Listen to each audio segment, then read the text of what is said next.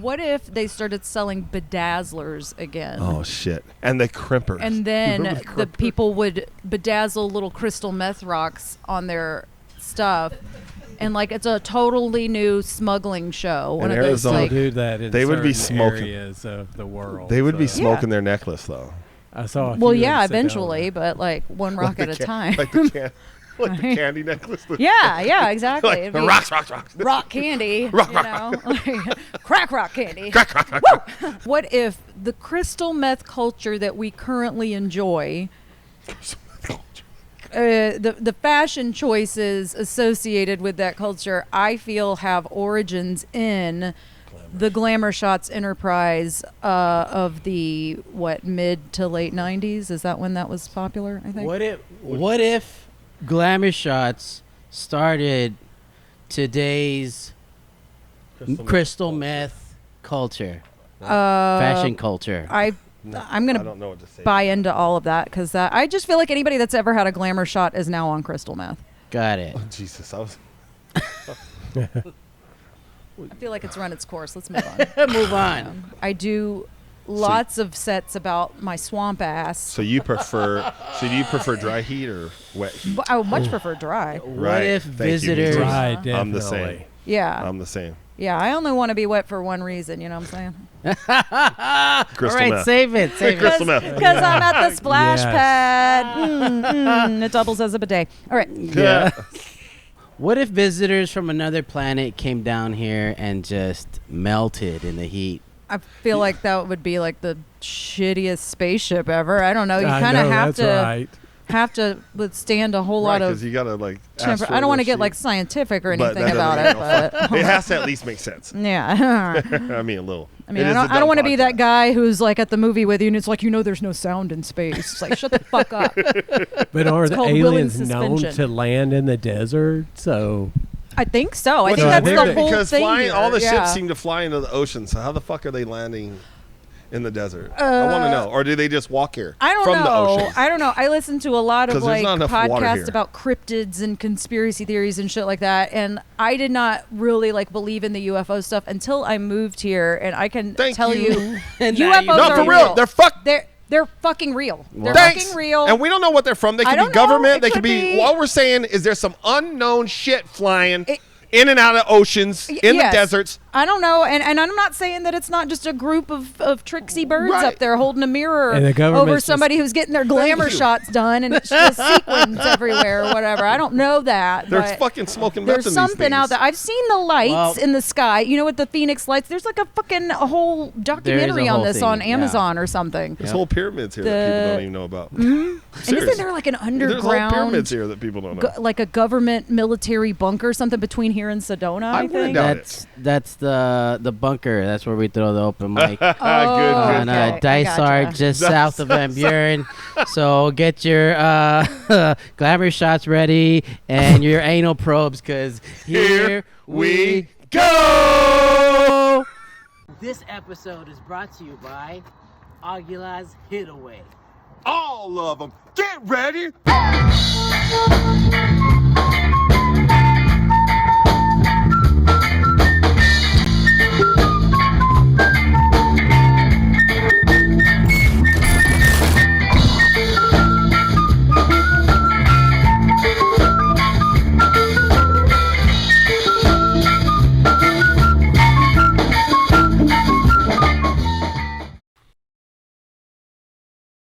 What up, y'all? Welcome back to the DUM Podcast. I am Don Dario. And I'm Kev The Allstar. Oh, yeah, man. Let's just get it started. Today, we've got some awesome guests here with us. We've got Saskia Bee from the comedy scene here in Phoenix. Give it up. That's me. I'm a woman. She's a woman. She's also got a camera directly in front of her. Yeah. I like that she can promote into that one. I can see my own face in that one over there. I'm like a fucking parakeet. I just want mirrors everywhere so I can just be like. Just seeing what I look like. What I like. What's her name in Nemo that she always swims into Dory. the fucking Dory. There you go. Oh, hello. Oh, hi. Yeah. Oh, hello. Oh. And along with her, her comedy buddy, and now our comedy buddy as well, Just flew in, Junior just Cook. Junior Cook. My bad. Thank you. My bad. It's great to be here. I interrupted. I was just saying he flew in. That's all. I don't know where the fuck he flew in. Where did you fly in from? I flew in from Alabama. Space. Oh my god. Yeah. What part of Alabama? Yeah. Birmingham, Alabama. Like the only liberal part of Alabama. Okay. Are you serious? Yes, the only. The rest of it's just red and even the dirt's red there. Jesus. So, Oh, geez. I got two good buddies that live there. One in Gulf Shores, Alabama, kicks ass. and another one in Mobile, Alabama. And he says, Yeah. "You're always Kicks welcome less there, ass, buddy." yeah. And I'm like, "The fuck, fuck no." Well- His dad gave me a pass. He said, "As long as you're there visiting my son, you have nothing to worry about." Well, I went, right. "What the fuck?" Yeah, I definitely won't lock my door at night for that. I love y'all, Yeah. but damn. How is it? How's the heat here compared Welcome. to? Oh yeah, welcome. heat. How is the heat? The heat here is not a big deal to No? me. It is. I mean, I looked at the news and they were talking about how it's going to be record 115 this weekend. I thought they need to come to Alabama. Because For sure. even when it's hot there, the humidity is just so oppressive. I mean, it's so oppressive. It's almost downright homophobic. I mean, it's just that bad. It's just you walk out the door and you're wet. Oh. It's breathing soup. It's Yes. that sensation. Yes. Yeah. And you also can't. You did you grow up in? Okay, so I like to say I'm Alabama from here native. and there. Yeah. I was born in Alabama. Yeah. I didn't really spend my formative years there. I grew up in Orlando, Florida. Okay. So that's where I lost a lot of my accent and then met people who were not white, which was cool. But high school. High school in Alabama. Yeah, I started high school in Florida, but I finished high school in Alabama, and I did attend the University of Alabama and graduated from there in Nice. 2003. And then I worked for the University of Alabama for 12 years. Doing what? I worked in the Teaching acting college. No. I worked in the College of Engineering. I was like a very studious young adult. I was Yeah. like, I'm going to, do what I'm supposed to do. I'm going to go get my degree I am because I'm woman. supposed to do that. And then I'm going to go get a job and get vested in a retirement. And the reason why I started working at UA was because my husband wanted to pursue a mechanical engineering degree. And if you work at the university, you get a tuition benefit. Yeah. So I was like, well, I'm not doing anything else. I was like bartending or something at the time. It's like a college degree bartender. I don't know. Sounds- I had no plan. Sounds I had no legit. plan. Yep. I got through school because I was supposed to, and then I was like, all right, I'm gonna just goof off for a minute. But no, so I started working there to get my husband through school, and by the time he finished his degree, I had taken over the scholarship department for the College of Engineering. So I was running like a $6 million scholarship department Dang. by myself. In Alabama. So I was the only person in that college that was doing that. But it ended up being such a good arrangement because they were going to let me work from home. So I worked from home for 8 years. And this is like way pre-COVID, before everybody was working from home. So I had a really good gig That going. had to be nice. And then now that I No don't... Zoom even? Yeah, no, So yeah, it's none of that pre-Zoom. shit. Yeah, it was Shit, that was pre-Zoom. pre-Zoom. I didn't have to, God, yeah. that's skating. Like, people were having to come in and, like, sit at their desk and clock in. And I'm, yeah. like, the smart one who was like, you could just log in through the VPN and clock in from fucking anywhere, which I did a lot. I spent the last several years that I worked at UA at the zoo most of the fucking time. Shout out University of Alabama. Oh, that's amazing. That I remember. Yes. Yeah. Did you? Wait, how y'all did you been guys friends that meet? long? Oh, yeah. How, Oh, yeah. how far? Yeah. Yeah, how did you guys like meet? Was it at Through this? comedy. We started comedy at the same time. same time. We attended the same. We weren't in the same class, but it was the same enterprise. Where our instructor David Grissom, he was running a thing called Positively Funny Improv at the time, and he was doing stand-up classes and improv classes, and it was a thing where I'd always wanted to do stand-up and try it, and I think my husband was working out of state at the time, so I was like, well, this will kill some time, and then, got the bug. Hell, you got the Got bug. that little funny bug yes. up my butt. and then- Speaking of the bug, catching the bug, what prompted you to say, I'm going to go get on the stage? People have been telling me to do it since I was a kid. Like literally in 8th grade, people were like, "You should do stand up," and I was like, "I guess probably." Yeah. And I never really did it because again, I was being a very responsible young adult and getting through my degree program and getting my life in order and all of those things. Right. All of that graduate shit. high school, go to college, Like, get married, oh my have God. babies, Like, retire. Next, we need to talk about how home ownership is the biggest fucking scam in American society. Oh, like shit. That's not the American dream. Don't hurt my bubble right now. It's just a scam. It's the dream if you Debt do it for right. life. Yeah. Well, what it is people Kinda. don't factor in the cost of like maintenance. Maintenance is your the roof. biggest Maintenance bitch. is what crushes you. Yes, yeah. And then decorating the fucking thing. Insurance. Insurance. Oh, and not to mention And then if putting you up live, with your HOA. yeah, if you live in Shit. the suburbs and you're commuting, wherever, especially gas, here travel, in Phoenix, wear or tear. yeah, all of that. Shitty ass So, neighbors. But we moved downtown very recently, so we're like in the middle of everything. I will not get in the car unless I absolutely have to. That's awesome. Right. And if you can learn public transit, like from your Yeah. little You're spot in the set. city, you should be pretty good. And jump in the car if you're making that Yeah. that distant drive. Junior, what about you? Why did you want to start comedy? What was Same your- reasons. Yeah. Everybody, my mom tried to push me in high school to go out and do stand up, and I thought, I don't have time for that. I need to get laid. And, there's where my mind was. My mind was like, I want to get a job, make money, get laid. That's all I was thinking about at the time. So, and it really was the truth. It really was. Some people So- use their job money to get laid. Yeah. Well, The some smart- people make their Just pleading money. the fifth on that one. Oh no, Some people make their money by. I was young, so I didn't have to. I do now, so I do now. So you guys started the exact same time. How many years ago was this? How many years Oh, are you shit. in now? We're 5 years in now. 5 years. Yeah. in Dang. together at the same Yeah. time. That's Yeah. freaking So awesome. have you Yeah. touched the stage in Florida? You said you lived there a little while. Or Oh is no, that pre? was when I was a That's kid. pre, That okay. yeah, I don't think I've been back. Oh, to so you never Florida. went back since the couple years in high school? Well, no, I had a lot of friends there that I'm still in touch with on Facebook and stuff, and even when my husband and I were still newlyweds, we were going down to Florida because I had friends getting married. We drove down to Key West, 17-hour drive. You better like the person in the car. So worth it though, because Key West.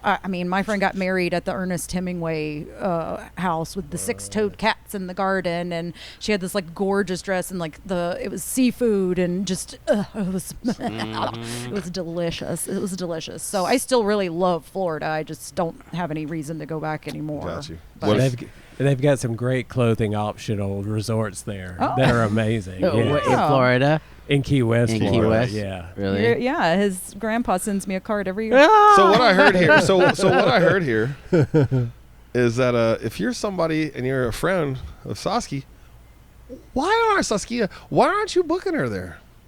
Pretty sure you'd go back for a book show, right? I don't know anybody who does comedy there. Everybody now. knows somebody. Well, though. I'm sure, They own a but club In Florida? or but like have also I connections, right? don't want to. No, So- no, really, no show. Like if it was. I mean, no, yeah. If somebody booked me and paid my way out there Okay, and all of that okay. good stuff, That's a sure.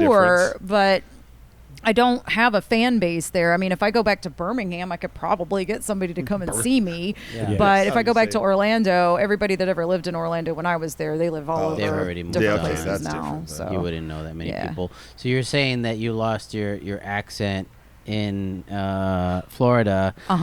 Do you? Because like when I go back home or I go in the hood or I have Yeah. some, all of a sudden it's orale and ese and all, and it just comes back. Do you feel like because now You bet. you've got somebody with the accent around you, does it start kind of? I mean, I don't know. I'm not like cognizant of it, but I probably will slide into it. I do put it on sometimes, Yeah. like to do a set just for do funsies it. or whatever. Yeah. I also think if I'm just particularly mad with my guard down, I probably get a little bit country, but most of the time I speak like You this. speak. Yeah. She didn't grow up in the sticks like I did. Oh, I mean, I okay. grew up in rural Alabama. Yeah, is that what? small town? Is it south, east? Where is Northwest Alabama? It's Winston County. It's a little small town called Haleyville. Okay. It's called the home of 911. It was the very first 911 call ever Are you made. serious? Now it's the home of crystal meth. Right. So, Nice. but yeah. So, Saskia was telling me that you might move though. I do. I need to move. Yes, Yeah, I need you to move to a bigger city. Why? So you still live in that move here, same move city? here, move I here, do. move here. Oh wow. Why- I do move to still Phoenix. live there. Yes. Why do you want to move, Phoenix. and why don't you move?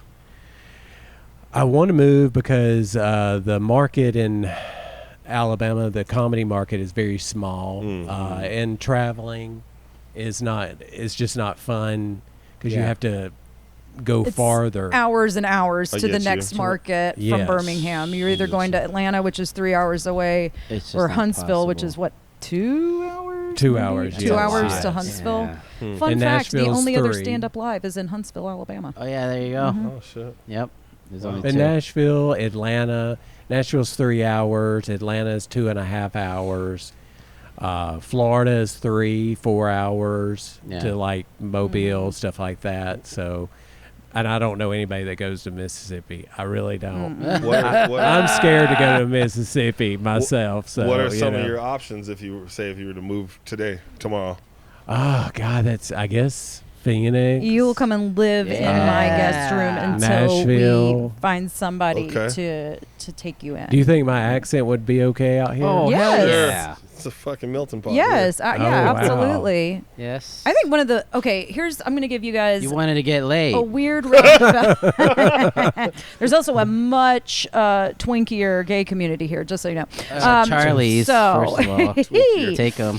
Yeah, there's like I don't know. I guess Alabama gays are just different than like big city gays. But Cold anyway, Thank you. Alabama gays are different than big city the big gays. city Oh, gays. That needs to be a name of a podcast. Oh yeah, Alabama gays are hardworking. Just Alabama I gays. Just leave it love like that. Alabama gays are they are a mess. Lots of married men They're who probably real tough. love to though. play on the Hay side. throwers. Like if I'm thinking that country. I'm just thinking about. Yeah, it I think sounds most like a- of it is just like the head of a church who it's just a side. Oh, it's behind the scene gay. Yeah. Oh yeah. No, I'm not gay. Is I this got. a thing, or I'm with. did we I have a just wife start- and kids. Did we just No, it's a start to thing. say? Oh, it's a thing. So Yeah. you say Alabama. But like you said, they're hidden. They're married. That They means play the they're straight hid. life. It's on the back. A lot of down low. That's horrible. A lot of down low. That's see, Alabama still gays. cheating. They're not very Still liberated. cheating, but no, yeah, behind the books.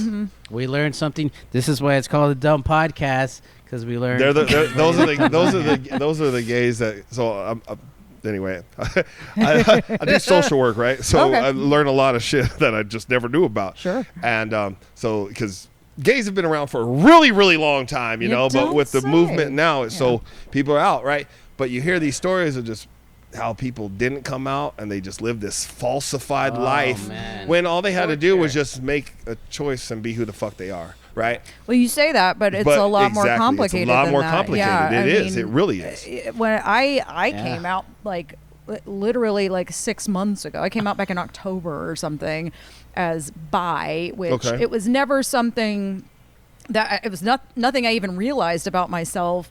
But it in the process of discovering that about myself and then becoming public with that information, it gave me so much compassion for people who have lived the exact kind of life that you're talking about, which is closeted and shameful or being shamed by other people, even if you're not ashamed of it yourself, you know. And I just have a lot of respect for people that are brave enough to say it out loud and take those first steps, because those are the ones that empower the rest of us to be comfortable in our own skin. From what I've heard, it's a big one is the family, like, you know, losing your family. Oh, you know? yeah. People, parents pushing you right out the house, or all kinds of stuff. It's heartbreaking. The stranger is one thing, you know, like who gives a shit? Fuck you, you know. But when it's people you love and they love you, think about being disowned by the people that brought you into the world, and they don't love you anymore because of that. Right. Yeah. Because of who you choosing to love. Yeah, that sucks. Yeah. Junior, did you have to go through any of that with your family or friends or anything like that? I mean, I don't know what it is. As a kid, I think other children can sense it out of you. Mm-hmm. So I was already name called before I even knew I was gay. Mm-hmm. But I knew I was different. I did still try to date girls in high school, just because I wanted to give it a try. And that didn't work out at all. I mean, I tried. I only dated one girl. One girl. Did you say ew? No. She was very sweet. It all came down to one moment. We were in her bedroom and we were kissing, and I thought, I'm going to fondle her breast. And my eyes were closed, and I just remember reaching over and I was massaging it. And I opened my eye, and it was her shoulder the whole time. That's fucking great. And I thought, that's it. I'm done. That's I'm it. Done. I'm done. Man. Well, I've heard stories about, my boy thought he lost his virginity because he did the crease. And right? That chick came out and just told the whole school, like, the next week was telling everybody. It was really bad. Like, and this was somebody I was really close with. That was my boy. And he bragged the whole, like, the Saturday, the Sunday, like, yeah, man, I was just in it. Just, God. Who knows the real truth, but I definitely believe her story into more. Homeroom. It's like, I have a heat rash right here. Just God, dog. Yeah. Anyway, oops. That story you just said, if you don't have that written down anywhere, I'm visual. So as you're saying it, I'm visualizing it. Right. I was like, that's a fucking scene in something like a freaking sitcom. Well, I mean, to be fair, though, she did have a nipple on her shoulder. I mean, who Or wouldn't? cyst. I'd be pinching it. I didn't know what a breast felt like, so I figured that's what it was. My eyes were totally closed. So. Did you maybe I'm asking too I much still here, don't but know I'm what a still breast throw it out feels there. like. I'm still throwing it out there. Did you pull the Forrest Gump? Did you finish?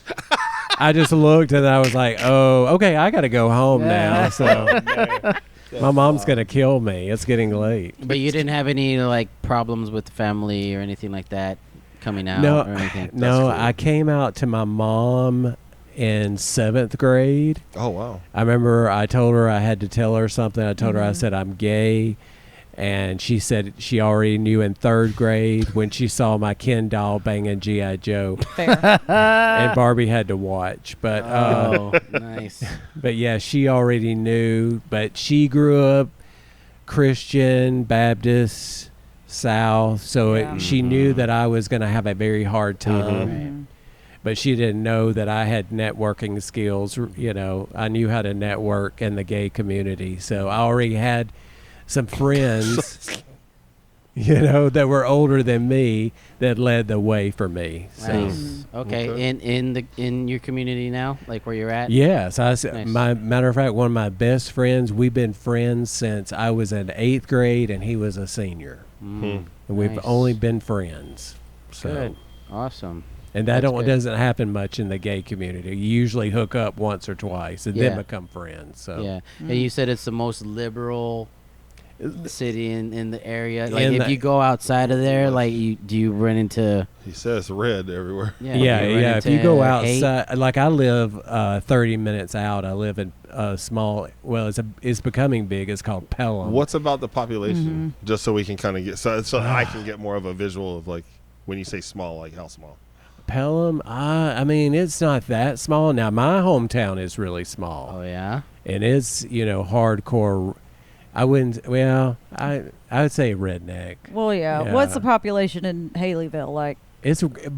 Well, that's gotten small because 4,000 like people or 1,500 something, or like it used to be $4 a grand. thriving town, but they built a new interstate that bypassed all these small towns that Yeah. a lot of truckers had to go through, and they're all drying up, and that's why they're becoming crystal meth. 'Cause Havens, yeah. Yep. Sounds like Apache Junction, all right. Yeah. Um, Yes. Cool. Yeah, but It's nice to have you, man. Apache Junction has options, though. They can just drive 45 minutes west and be good. But small towns, they can just cook that right in their kitchen. In the rural South, I mean, you can be on the fringes of a big city like Birmingham. I mean, I remember I used to take back roads on the occasions when I had to drive from my home in Birmingham to the University of Alabama campus in Tuscaloosa. You can take the interstate, but I would take back roads just for funsies, just, enjoy the view or whatever. Yeah. But I would also play little games along the way, like count the Confederate flags or count the weird mailboxes made out of scrap metal or count how many people have a goat in their yard that day or whatever. Yeah, I mean, like, because this is shit you could do there because This is the it's South. I mean, right when you get out of the city, you're in the county. So county life is different than city life. Yeah. Your kind ain't welcome in these here parts, boy. That kind of fucking county. Yeah. I heard a number of stories from my fellow Marine buddies. I was like, what the fuck? I ain't never seen one of your kind before in real life. Like, what? Yeah. He's like, for real? Like, I don't think I'm racist. This is one of my best friends. Like, I can call him right now.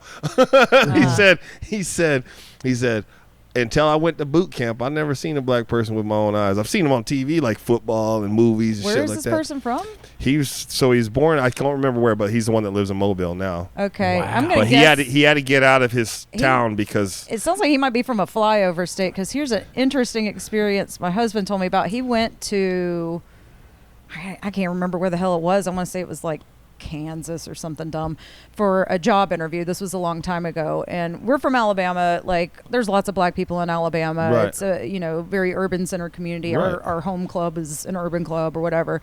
But he was at this job interview with other people from around the nation, and he said he distinctly remembers they were all walking as a group down the street in the afternoon to go to a pub or something like that. And one of the guys in the group was like, whoa, fellas, look alive. It looks like trouble over there. And he was referring to across the street, there Whoa, were fellas. like a couple of black kids, like children, like like a very Trayvon Martin kind of fuck. vibe, like Right. kids. children. And And you're afraid of them. and my husband was just like, what? Why? What? But it dawned on him. He was like, oh, you were not raised Right. around any other ethnicity other than your own. Right. Yeah. You haven't stepped outside of your. Yeah, and it's just so peculiar to me that your first instinct is like a fear reaction because I'm like, that's a child. It's so weird. It's Yeah, it's odd. stupid. Yeah, Yeah. Some of the stories that they were sharing, I was like, Yeah. holy shit. Mine's the opposite of that because I'm originally from El Paso, Texas, a flyover state or city.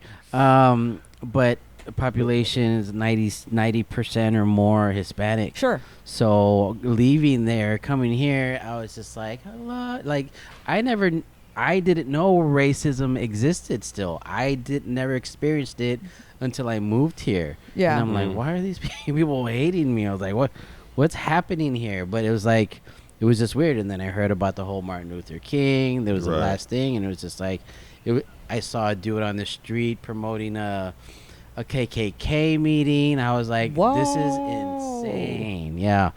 But I wanted to ask you, because I'm assuming you came out earlier in your life. You came out recently. Who did you, and how, what did you do? Who did you like come out to? And like, was it on Facebook or No, call people? What? like I'll let Junior go first because your Yeah. story predates mine. Yeah, like when did you, who did you come out to? Was it your family? I came out to my mother and a few close friends that I knew that were gay. Yeah. But back then it was the early 90s. I couldn't say anything because it was, I mean, the only place to meet another gay person was a gay bar back then because technology did not allow you to hook up. Right. And so we had, I think, 3 bars in Birmingham at the time, and that's where you would meet people. Yeah. And if you saw them out, you kind of acted cool. Now it's different. It's totally different. So, I mean, I wasn't scared then, but yeah, I think I told my grandmother. My father, he passed before I could tell him anything. So But yeah. Yeah. And my mother has a very large family. She has 12 brothers and sisters. And her youngest sister Dang. has been on Facebook, and she recently called my mother up, and she goes, God, did you know Junior was gay? Like recently? I've known that since MySpace. Probably about at least 6 months ago. And my mother's like, where the hell have you been? Like, she said, he's been gay forever. That's rich. I love that. That's wild. What about you, Saskia? Mine, I came out to my husband first, obviously, because felt like he ought to know. But the way I did it was very different than what you would have experienced, but it just so happened to be National Coming Out Day. No way. Wow. And since that was in the ether and I was having this experience, I was like, I'm going to do it. I'm just going to say it. And I happened to be booked on a show that night. What? So I did it in my set. Wow. And the way I did it, it was kind of like, well, you never know if somebody's telling the People truth receive in it a as a comedy joke. set Yeah. or whatever. So it was just kind of me. That was my way of testing the water a little Right. bit. And then after the fact, like very soon after the fact, I was like, what the fuck did I just do? What did I just do? What did I just do? Oh my God, I can't believe I just did that. I just ruined my entire life just now. Yeah. And it was not the case at all. Everybody was so super supportive and really kind. And it really, I'll cry if I sit here and talk about it too much, but there's a lot of good people that are in the scene here. There's a lot of shitty ones, but there's a lot of good ones that really rallied around me and made it a lot easier. And I was going to say when you did, I completely agree. And I was going to say when you did bring up your husband and you told him, I just got to say everybody that her husband is one of the coolest people I've met. Super cool. He's so Super progressive. cool. Are like way more evolved than any of us are. That's cool. Like And I don't know. and how long have y'all two been married and together? We are coming up on our 18th wedding anniversary next month. That's hard. But we've been knowing each other since we were teenagers. We first met because he was my stepbrother at the time's best friend from school. I was waiting for This was my I was like, he was your anytime I get to stepbrother, huh? talking, anytime I get to talking about my step people or whatever, you have to understand my mother has been married 6 times that I know of. So there's a whole lot of people stories in my history, I and feel that. if you don't have any context for it, you're just like, who the fuck are all these people? But You got that like at 36 the time, brothers and sisters. right? So at the time, my mother's 4th husband's son was my stepbrother that year, and and so he and my husband were best friends. So that's how we got acquainted. But we didn't really date until we were a little bit older than that. Maybe I was like 19 and he was 21, and we dated for about a year or so, I think, and we really loved each other. But it was that kind of part of your life where it's like, he's newly 21, he wants to go out bar hopping. I can't go Can't because go where he's legally can go. So so you it was knew just that at 19. I mean, I say this with the women are full dumb nowadays. acknowledgement Sorry. that I spent my prom night at a bar because I had been to prom the year before and I didn't think it was that great. A bar was better, but no. So it was that whole thing. So we parted ways, and then we were apart for about 2 years. But the whole time, he was the only ex-boyfriend that I had that I didn't like fucking hate. You know. Like, it was just one of those things where it's like, well, we didn't work out because of timing. So when he kind of circled back around, I think in his mind's eye, he was just like, I'm going to go for it. I'm not going to let her go. And I was like, you're good at rollerblading. Let's do this. All right, you know? all right. That's Like why I you got said, married. Yeah. Like you said, the ether. Yeah. You know, things just brought y'all back together. The for universe sure. was That's watching and cool. listening. Yeah, we had Maureen on here a while back, and she was telling the story about the barbecue and how he brought the grouper Oh, hell yeah. from Alabama. Uh-huh. And like when I first heard grouper, I thought we were having an orgy. No. God damn. It's a new app for coupons good. on I used group it on sex. I used it on that episode too. I just Grouper. wanted to test it on you guys. Worked. Do you guys have Like, what do you when you're in town? Are you gonna jump on any shows? Are you? I've been trying to find him spots, but yeah, we're absolutely What's your plans gonna hit tonight? an open I'm mic. jumping right in. What's your plans tonight? I don't know. I don't just had think a we have any yet. cancellation. Oh, really? Yeah, I can maybe throw a 5-minute little spot We're in. Let's go. That's what we're doing. at the I'm ready. Roadhouse. Done. Feel free to stop in. Done deal. Okay. I like there. to share. Hey, fucking, that's one thing. I don't know. When you start putting on shows, it's weird how fast. Like, I think other comics first forget maybe that you're new at this. Like, I'm new as a promoter and trying to put on shows, right? Yeah. But yet everybody's got some way to tell you how to do your shit. You know, like with working with Don with the podcast, like this is his thing. But people will come to me like, hey, you know what you guys should do? Like, Yeah. I don't care. I don't It's care. Don's Yeah, fucking exactly. thing. Like, I'm here with it and I'm support it and I'm with it. But again, care I don't bring either. all my shit like, Don, you know what the fuck needs to happen. You know, like, Well, it does it's just everything, weird, you know what I'm yeah. saying? But then I think also a lot of times people forget, like, or it's my observation anyway, I do my best not to forget when I was just barely starting out. Yeah. And trying to get, you know, that 3-minute or 5-minute or 7 or building a set Yeah. even. You know what I mean? Like, fuck, dude, just I remember Just distinctly offer me a spot. the hardest 5 minutes is your first 5 minutes. Yeah. Ever when you're starting. Right. Like that was the most daunting thing when we first started. I was like, I don't know how I'm going to fill 5 minutes up. Yeah. do you remember? And now I'm just lousy can't with stop. verbal diarrhea. I just I can't stop. Exactly. Do you- But there's that phenomenon of like when you're a creative person, people Yeah. always have like their thing that they want to That's true, inject too. into it. Like Yeah. you could use this for one of your skits. I love that. I'm like, don't ever say skit to me. I first love of that. all. I know. And second of all, write it in a letter. I'm not gonna. Yeah. That's I don't care. funny. Email me. That's Yeah. totally true. I like when you're first starting out. I think, well, for myself and to help me out here, how did y'all like? I think for me, one of the biggest things that I had to learn how to do was not cut off people's laughter.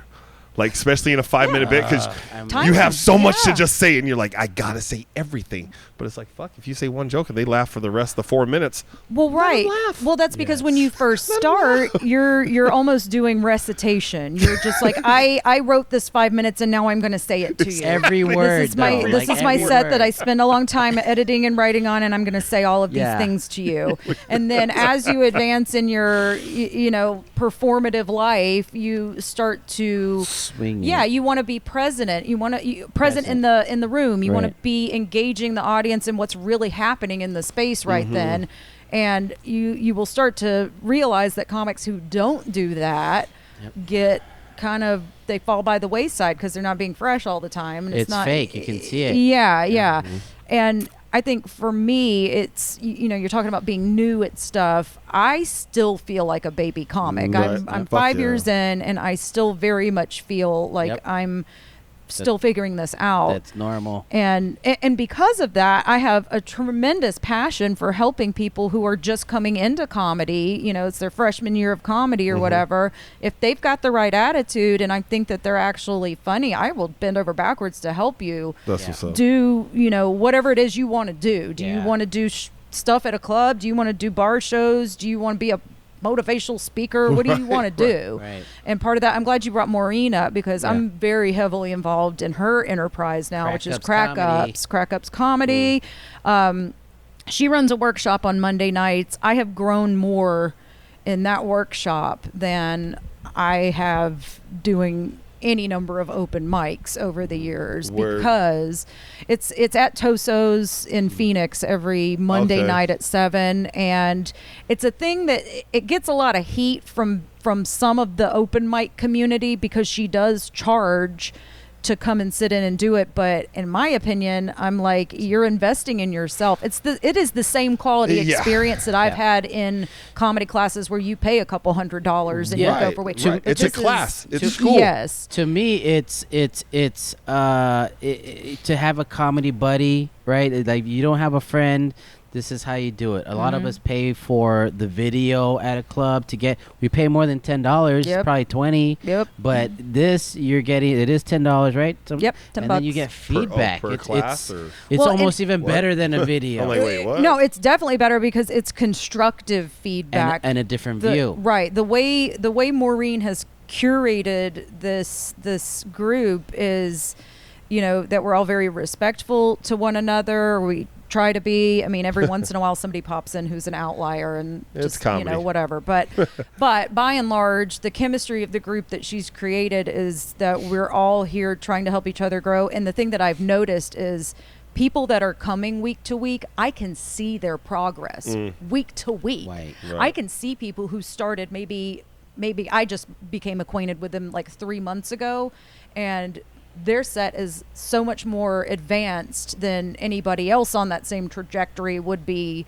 if they had not done that workshop. Shit. Comedy classes, workshop. I mean, Do it. like, I know that there's a lot of people out there that are like, well, you're not a real comedian if you have to go I to school fucking about it, love but you that can one. suck my lady dick. Look, my thing, I don't know, and maybe I'm just different with it all. Like, I always look to, like you said, you put skin in the game. Yeah. Yep. If I put money in it, I know I'm gonna show the fuck up. Yeah. Now I can drive around town all fucking day, and nothing wrong with that. If you're an open biker and keep running to different shows, Sure. that's cool too. More power to you.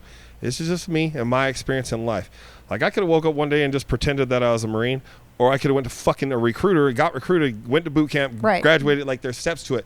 You look at football players, NFL, they had to get coached. You just don't fucking show up. Yeah. Some do. They're called walk-ons, right? Yeah. Good fucking luck. Good luck. Yeah. Actors, acting school, fucking musicians, all kinds of people. Now, there are the greats that are self-taught. Of But course. far and fucking few. Yeah. Yeah. Far and fucking few. Well, and so not to why mention- not have some extra little help? A Yeah, little bit well, of the coaching. curriculum that we study now is influenced by those people who Right. didn't Yes. have a roadmap for Right. all of it.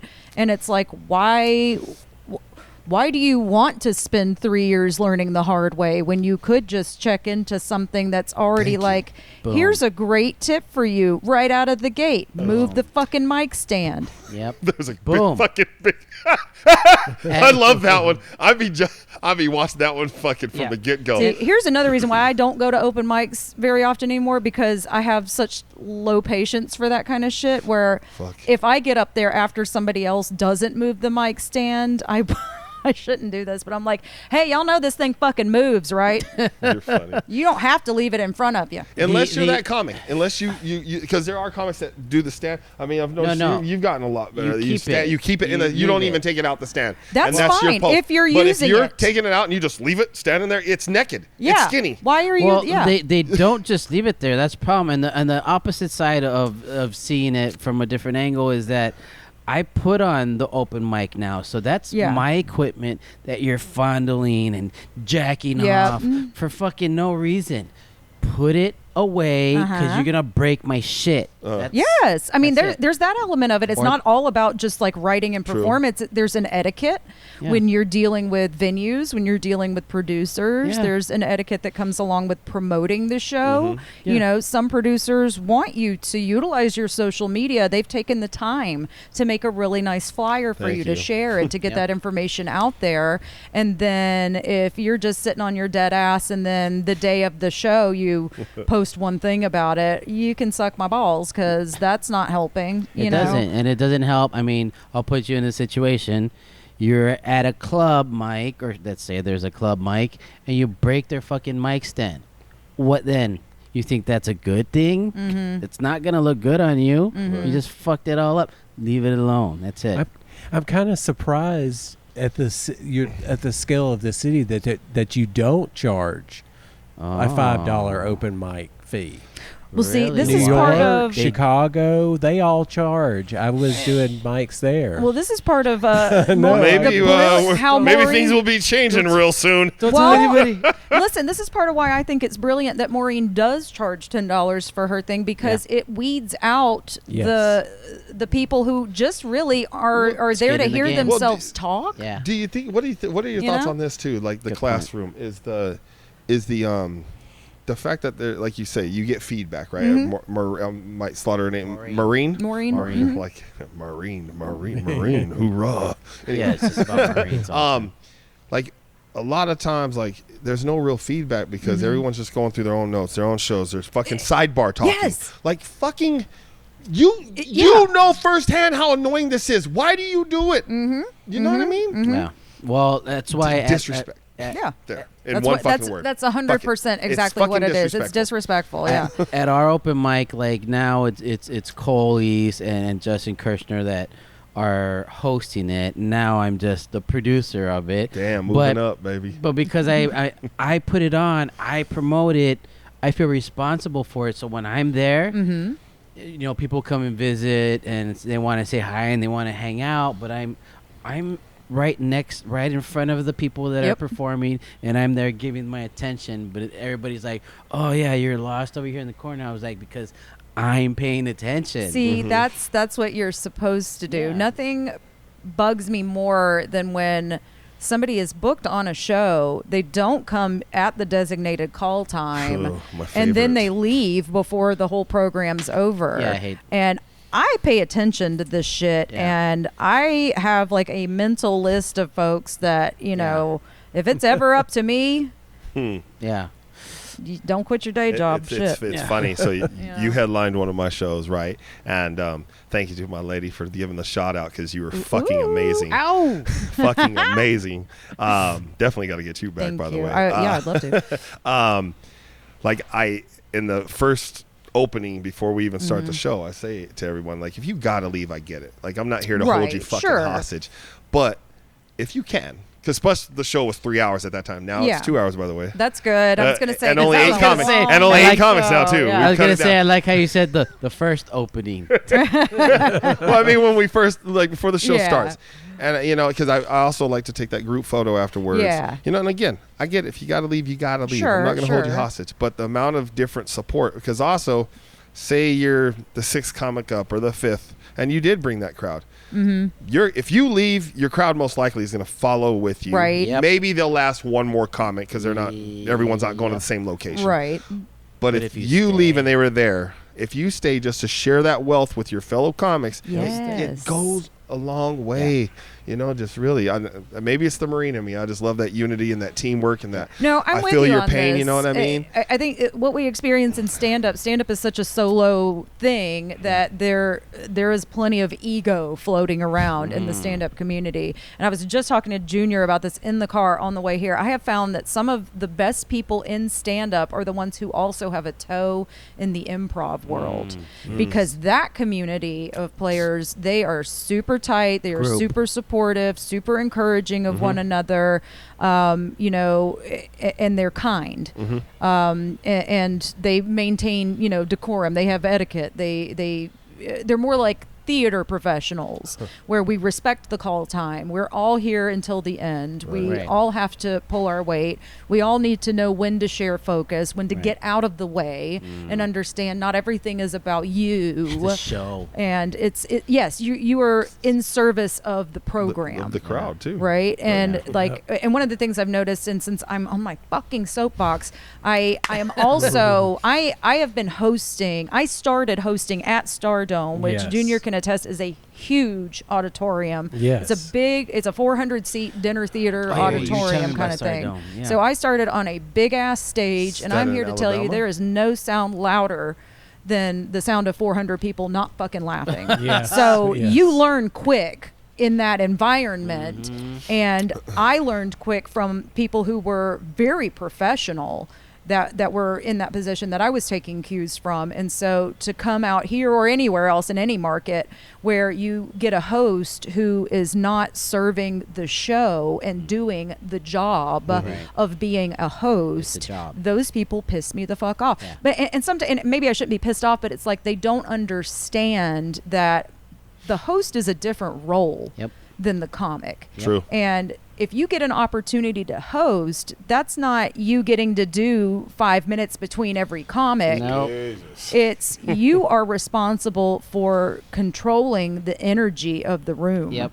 And you are responsible for maintaining the pace of the show. Yep. It is even, in my opinion, it's more like a producer's job, but you're also going on stage. Well said. And it's up to you to set the tone at the top, to bring the energy, to be as you know, accommodating to the audience as you can be. You're not there to shit on them. You're not there to shit on their hometown. The venue. The Shit on the venue.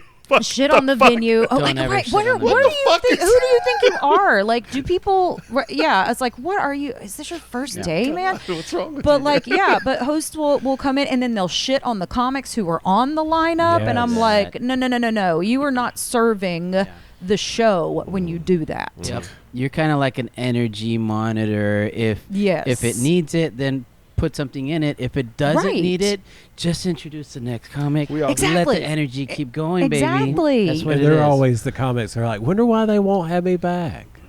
Yep. Wonder what went wrong. Exactly. Well said, Judy. It's a exactly. mystery. It's always the one. So you guys going tonight?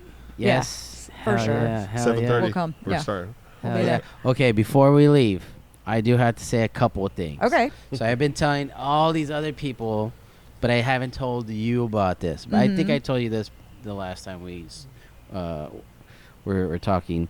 But I tell everybody this, that going to this workshop, it's about seeing your set through somebody else's eyes, right? And that's something that I learned from Saskia. So that's just Oh, by thank you. me studying somebody better than me, right? So when she went up You're there, gonna give me a big head. I'm gonna be worthless tonight. Okay. No, she, keep going.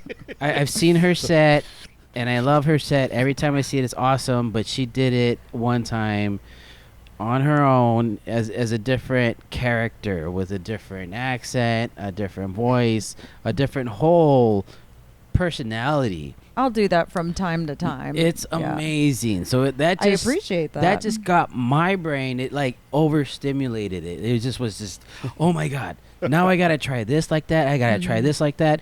And it may not work, but at right. least I tried it, and now I don't have to do it as me. It could be somebody else saying It's a it, or discovery right. process. Yeah, It was awesome. it's literally it's play. Yep. You're playing Yeah. with your material. And the reason why I do that, why I will do character sets, or I will do material that I've done 1,000 times, but in a voice or something like that. And the reason why I do that is to entertain myself, because I don't know about y'all, but I get sick of my boredom. same jokes. So in order to inject some life into that, then I do it for my own entertainment. There you go. But it's also part of discovery, where it's like, you know, I'll say this all the time in the workshop, where I'll just be like, as an exercise, do your set in the mirror and deliver it like you're a newscaster or something, or just whatever lends itself to whatever they're trying to convey. I'm like, just take on that persona and see what comes out. Yeah. You might not get anything out of it, but I guarantee you there'll be one little tidbit of something, one little glance at yourself, one facial expression you do, one intonation of your voice, or just a certain turn of phrase when you deliver a certain thing. You will get something out of it. Yeah. Good point. Yep. Yeah, See, you just have to be that's willing to do that exploration. exploratory, Yeah. work is what Yeah. it is. And you're part of the workshop, correct? It's I am. Maureen I'm there just about and every you. week. Yeah. So people can see this is the brain that's there as well. But Maureen, she was on here with Adam, gave her whole history of Yeah. everything. So everybody's already seen what she's done, and you know it just speaks for itself. So you got both of them. Definitely do the workshop. Another thing I wanted to ask before we let you guys go: who would you say is your ultimate, or what comic do you look up to now? And let's just go with that one. Who wants to start? Junior, what comic do you love right now? Wanda Sykes. I'm sorry. Wanda Sykes. God. That's a good Fucking one. A. This is why we Dude, asked we just this. had A bunch of shit, different all ones. of It's the great. female Yeah, I know, it's powerhouses, though. awesome. She's Like- awesome. Okay, I What want. about- Can I go, counter go, real quick? go. Junior, who was the comic that you growing up? Who was the stand-up comic? I mean, Wanda Sykes has still been around though. Probably a hot Joan minute. Rivers. Joan Rivers? Ellen DeGeneres. Okay, all right. My favorite comics have always been women, Okay, because I can see their point of view better, Yeah. being a gay man Yeah. for some reason. I don't know why. So, I just like Tim Allen, and I just could never relate to him. And I mean, I could now David Chappelle. I mean, amazing, he's just the god. He so, just transcends God, every. yeah. Yeah. Period. We all so I love him, and there's a lot of male comics, but for some reason, I'm just drawn to female comics. Okay. Nice. And I feel like they don't get the credit they deserve. They really don't. What woman does? Exactly. I hate to say that. I will give. You know, I give my mom, like, if you come to my shows, you see my mama always in there, like, and I'm telling somebody else, like, how much she needs to be respected. You know what I'm saying? Like, I was raised by a single mother. I don't play that shit too well. Same here. I don't play that shit too well. It doesn't Give it go up over for with me single well. mothers, man. Straight up. But I will give a shout out to the Phoenix female comedy community because, as you're saying that, I'm just thinking. I've had so many female comics, and no disrespect to any other comment out there. It's not about that. It's just y'all have something out here, and it's fucking special. And I love seeing the female comics out here, and you're one of my favorites of all time. Oh, so thank you. I truly appreciate that, and I will co-sign that the lady comedy community out here is very supportive and nice. There's outliers everywhere, but by and large, it's a really nice so many community killers out here. So what about you? Who's your favorite right now? Oh, right now, I love Maria Bamford. I rewatch Lady Dynamite. I rewatch her specials. She's just, I identify with her very closely with the mental illness stuff and the quirky lady stuff. And she just resonates with me. But I also just adore John Mulaney. And his last special I thought was great. His, after rehab, whatever. It does bum me out when comedians have a baby because then they want to talk about it. And I'm like, stop. But he didn't really pontificate too much on that part of his life. But I can see that. I can see both of those. But I just think he is just such a good writer, and his delivery is always so polished and so uniquely him. Like I want to be the Lady John Mulaney when I grow up. That's heavy. That's good. Heavy. That's good. Okay, I got one more quick question from both of you. One-liners or stories with hard punches? Gosh. It's like trying to decide between if you like Christmas or your birthday. I like them both. I'm like, oh gosh. That's how I am. I do. I love them both. Seriously, that's how I can't feel. decide. What type of comic are you? One-liner.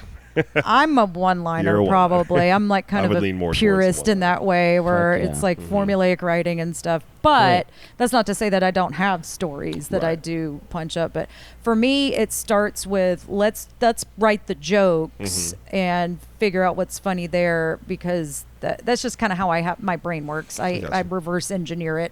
And if I want to tell a story, I can put the funny shit in the story. Boom. But if I don't have time to tell a story, then I still have one-liners that I can throw out. That's what's Yep. And Junior? Yep.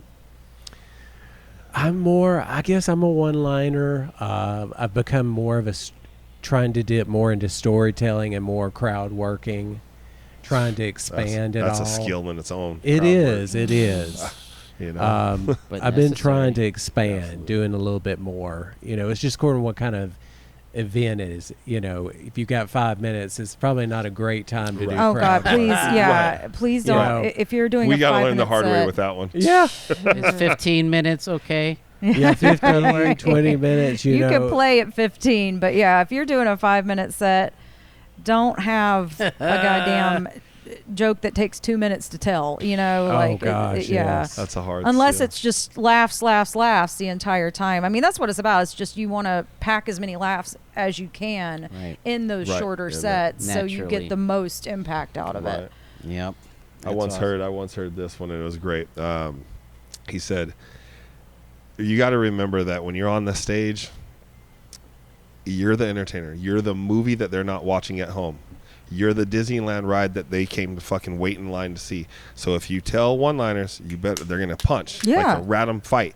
But if you're a storyteller, which is absolutely fine, but remember, I'm on a fucking roller coaster and I am engaged with you and I'm waiting for that fucking... So when that fucking ride drops, it better fucking... Woo! Right. And it better hit. Because if your punch don't hit and you tell a story, because I'm intense, I'm like, okay, be quiet. We're right here. He's going to die. And then it just... Yeah, it's And about now I'm let down. payoff. It's like if you're going to ask me to invest 2 minutes into this, Right. you know, I better be dripping pee a little bit at least when you get to the punch, bitch. you know. No, she said just drip and pee Like, a little just bit. a little pee. It doesn't, I'm 42. It don't take much. He's jumping right to the gun. you He's like, know. I better come. I want the whole nut. Like, Yeah. damn, bro. Sorry. Great. I want to drip pee. Dirty Don Dario. That's funny. But Sounds before, like merch. yeah, there you go. I dripped pee. Oh, trademarked. I dripped pee at a Don Dario show. No, that's Saskia, your that's your merch, not trademark. mine. Yeah. So who was like growing up? Who was like the original comic? Growing that, up, like, I you spent remember? so much time watching VH1 Stand-Up Spotlight. Oh, I know that yeah. Rosie O'Donnell fell out Oh, of hell yeah. favor when all the View things happened or whatever. yeah. You are not going to be funnier than Rosie O'Donnell. Listen to me, you fuckers. You Close up. you will never, ever be funnier than Rosie O'Donnell. She is a genuinely funny human. She's been doing stand-up longer than you've been alive. She's done movies valued at more than your life is ever going to be worth. So if you don't like it, then, I don't know, step back and start your own comedy empire, I guess. Do something. No, but you know what I mean, though? It's Yeah, like yeah. she got unpopular for whatever reason, but it doesn't take away from the fact that she is a brilliant fucking stand-up. Yep. Yep. Always was, always will be. Right. Very true. Even though she doesn't really do that anymore. But that's where that was It my started. introduction. It's like I was didn't even VH1 care. Stand-Up Spotlight, hosted by Rosie Hell O'Donnell, yeah. and then by Bobby Collins. And a lot of the comics that came up during that heyday of you know, televised stand-up comedy, that was I just ate that shit up when I Hell was a yeah. kid. And I've been Nice. consuming it since I was a little bitty kid, because I would stay up all night watching TV. Yeah. You know? Yeah. Same So- here. Yeah. Yeah. Saturday Night Live was for me. Yep. Till the TV went rainbow. Yep. Yeah. Get it? Yeah. Yeah. That was great. No, I'm just saying, for real. Like, it was fucking fucked up. Yeah. I was like, what the fuck? Or it went salt and pepper like my black ass. Or it did the Or my mulatto ass. it did the United States flag. Yeah. I've never seen the United States. I No? don't recall the TV going to United With, States flag. I remember the rainbow colors. Yeah. The America like, song. and that lets you I know, remember take your the ass to America bed. song. Right. Because Yeah. the TV was off. Was it Or Right. it went salt and pepper. Or- One of those others. A lot of Or that happened in the infomercials. early 80s. Yeah. I think, yeah, okay. But those came after the airways were off. Now we got TV. Yeah. You can watch TV Yeah, the rest of your fucking life and it'll never yeah. go off the air. Yeah, but infomercials are like such a huge part of like our cultural zeitgeist. I feel like Yeah. Miss Cleo, Oh, God. like the cards don't lie, you know, like Come all on. that shit. Like that's iconic to me, and it's part of. It's I part- remember that very distinctly. Commercial breaks in. That was All the always things I my Stop, you're making me think too much. I'm thinking, I just. God damn it. Dick, I'm dick cards don't thinking lie. Fucking Ron Popeil. And do you remember Ron Popeil? No, he Who dat? created every goddamn thing. Okay. Every small, he did the dude would be Is it bald. And it was ShamWow? just a Yes, spray. yes. Spray hair. Right. Yeah, I remember And spray fucking hair. gotta say. the vacuum hair cutter, the vacuum hair That's all trimmer. you The Floby. Fuck yeah. And then you had the juice man. Oh, that You just put all the yes. goddamn thing in there. You don't pill it. You put the rhubarb in there. You pill it. Yeah. Straight up, one of my favorite Old fucking all-time quotable comedy things. Like my favorite movie is "So I Married an Axe Murderer" Yeah. with Yes. Mike Myers. Mike This is like, Myers. and the thing with the mother who was just like, "Would you look what I got? I got my very own Garth Brooks juice tiger. I just everything now. Just think. But, That's I just awesome. everything now. I love that. The Garth Brooks juice diet. That's good. My juice tiger. That's a good Scottish accent. man. That was always my favorite part on Saturday Night Live is their commercials that they would do. Yes. Oh hell yeah! Especially that beer commercial that they were. Oh, the became- iconic Chris Farley, Yeah, when they Adam were all Sandler gay. thing. Oh. It was like like shots beer or whatever, and it would be like some studly hunk in a Oh my Speedo gosh. doing a cannonball into a pool, and they're like, Yes. For me, that was a dream come was true. Schmidt's gay. Yeah, Oh, yeah. I love Hell it. yeah. I love that. Oh, Awesome. I want that for this podcast. I want like fake commercials just to like split it up. I So think if that would y'all- That would be be dope. If y'all fucking hilarious. do that together, just send them to me. I'm gonna put in the comments, There you people. go.